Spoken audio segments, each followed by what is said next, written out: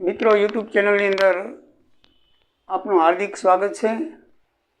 આજે SY BCom sem 3ની અંદર પરોક્ષ ખર્ચના હિસાબો પ્રકરણ 5ની અંદર આપણે ઉદાહરણ નંબર 7 પેજ નંબર 285 જોઈશું। મિત્રો ગયા વિડીયોની અંદર આપણે ક્રમિક પદ્ધતિ એના વિશે જોયું, અથવા તો બિન પારસ્પરિક પદ્ધતિ કહેવાય એને, જેનો આપણે ઉદાહરણ નંબર 5 જોયું। હવે પારસ્પરિક પદ્ધતિ આવે છે। ઓ બિન પારસ્પરિક પદ્ધતિ હતી અને હવે આવે છે પારસ્પરિક પદ્ધતિ। તો બંનેમાં ફરક શું છે? તો ક્રમિક પદ્ધતિની અંદર એક ક્ષના ખર્ચા ફાળવાતા, પછી યના ખર્ચા ફાળવી નાખવામાં આવતા, બરાબર છે। એમ ક્રમ ઉપર ક્રમ પછી ક્રમ એ રીતે ખર્ચા ફાળવણી થતી હતી, બરાબર। પછી બંનેના ખર્ચા ફળવાઈ જાય તો પછી એન્ડ કરી દેવામાં આવતો, મીન્સ કે ટોટલ। આની અંદર એમ નથી, આની અંદર તમારે ખર્ચા સેવા વિભાગને એવી રીતે ફાળવાના છે કે જ્યાં સુધી એ બેના ખર્ચા નીલ ન થાય, એક સેવા વિભાગની ફાળવણી બીજા સેવા વિભાગને કરતાં અંતે જ્યાં સુધી સેવા વિભાગની પૂર્ણ ગણતરી ન થાય ત્યાં સુધી દાખલાની ગણતરી ચાલુ રાખે। એટલે આ બંને સેવા વિભાગ 0 થઈ જવા જોઈએ ત્યાં સુધી એમને વારાફરતી ચાલુ જ રાખવાની, જ્યાં સુધી આની એમાઉન્ટ આવ્યા કરે એમ ચાલુ જ રાખવાની। બેની એમાઉન્ટ 0 થઈ જાય ત્યારે દાખલો પૂરો થાય।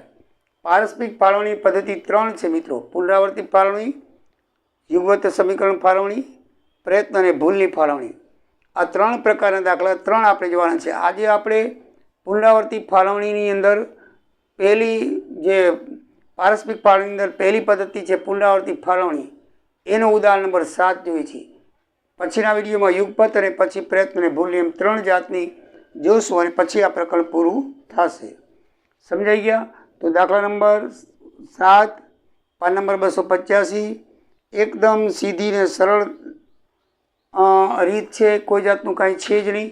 રકમ મેં ઉપર લખી છે મિત્રો, આટલી જ રકમ છે, બરાબર છે।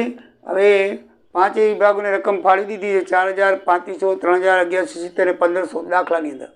હવે કેવી રીતે વેચવાના છે? તો ક્ષના ખર્ચા અબકડમની અંદર 20/40/30 એટલે 20%, 40%, 30% ને 10% એને ફાળ્યા, અને યનો જે ટકા ફાળવો ત્યારે 40%, 20%, 20%, 20% આ પ્રમાણે લેવાનો છે।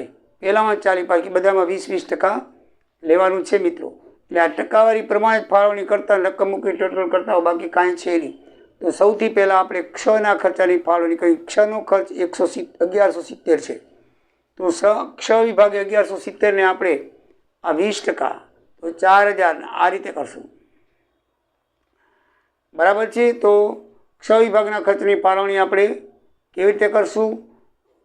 20%, 40%, 30% ને 10%, તો 1170 20%, બરાબર છે।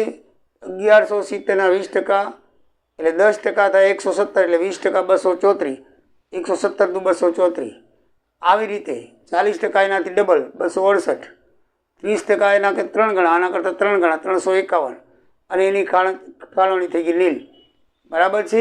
અને છેલ્લે છે 10%, 10% એટલે 170 થાય। સમજાઈ ગયું મિત્રો? 1 મિલું કાઢી નાખો એટલે 10% થઈ જાય।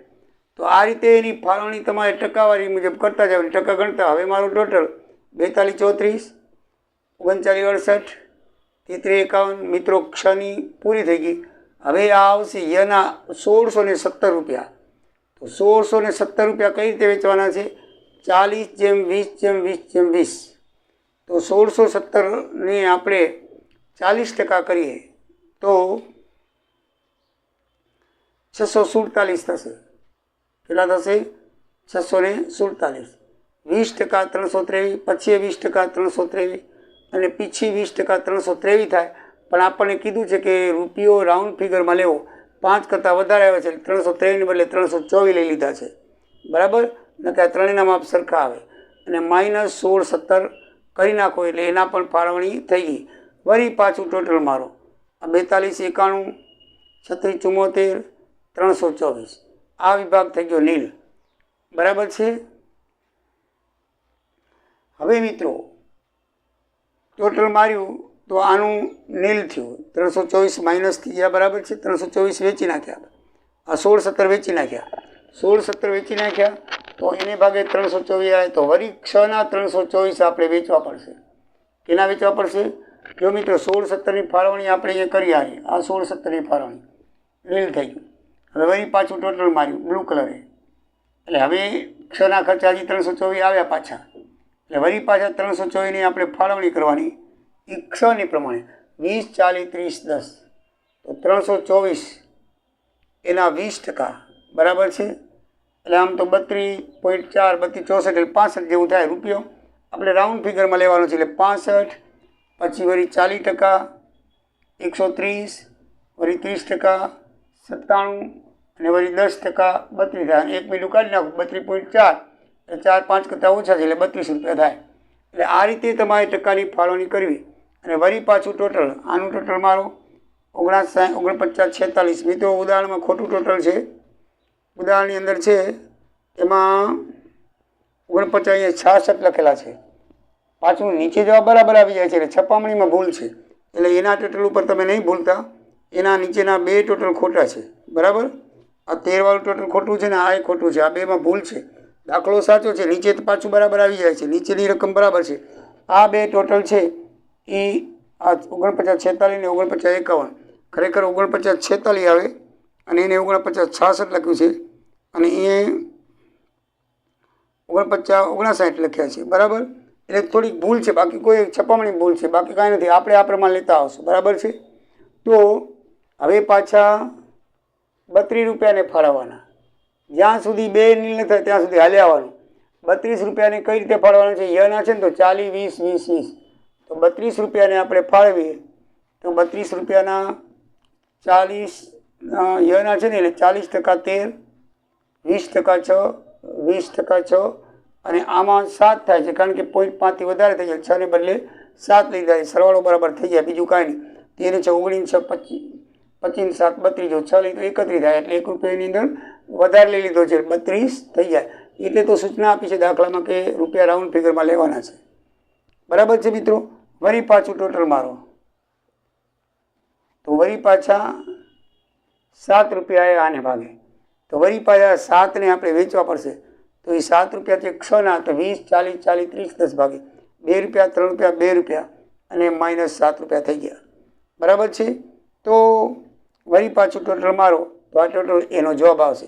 હવે બંને નીલ થઈ ગયા, જ્યાં સુધી 2 નીલ ન થાય ત્યાં સુધી દાખલો આ પ્રમાણમાં આપેલો એ પ્રમાણે ખર્ચા વેચતા જવાના. પુનરાવર્તિત નામ છે આનું, પુનરાવર્તિત પદ્ધતિ, એમને પુનરાવર્તન થતું આવે. હા, વળી આ ખર્ચો નીલ થયો, વળી ખર્ચો આવ્યો, વળી ખર્ચો નીલ થયો, વળી ખર્ચો આવ્યો, અહીંયા ખર્ચો કર્યો નીલ થઈ ગયો, વળી પાછો ખર્ચો આવ્યો, વળી પાછો નીલ થઈ ગયો. એટલે આવે તો વળી પાછું પુનરાવર્તન કરવાનું, એટલે જ આ પદ્ધતિનું નામ પુનરાવર્તિત ફાળવણી કહેવાય છે. જેમ જેમ ખર્ચા એના ભાગે આવતા પાછા એનામાં ફાળવવાનો, એક નીલ થાય તો બીજો આવે, વળી પાછો આ નીલ થાય તો આ આવે, વળી પાછો આ નીલ થાય તો આ આવે, વળી પાછો એ નીલ થાય તો આ નીલ થાય તો એ આવે, વારાફરતી એક આવે. પણ જ્યાં સુધી બંને નીલ ન થઈ જાય ત્યાં સુધી મિત્રો ફાળવણી કરવાની છે. તો આ રીતે મસ્ત મજાની ગણવાની મજા આવી પુનરાવર્તિત ફાળવણી છે, બરાબર ને મિત્રો. હા, કાંઈ નથી, એમને એમ ટકાવારી આપે છે, કેલ્ક્યુલેટર તમારે ગણવાનું છે. ટકાવારી તો એકદમ ઇઝી પડે, ફટાફટ કેલ્ક્યુલેટરથી જેની ઝડપ હશે એને તો 1 જ મિનિટ ગણતા થાય, 5 મિનિટમાં દાખલો પૂરો થઈ જાય, બરાબર. તો મિત્રો આવજો. જય દ્વારિકાધીશ, જય સિયારામ.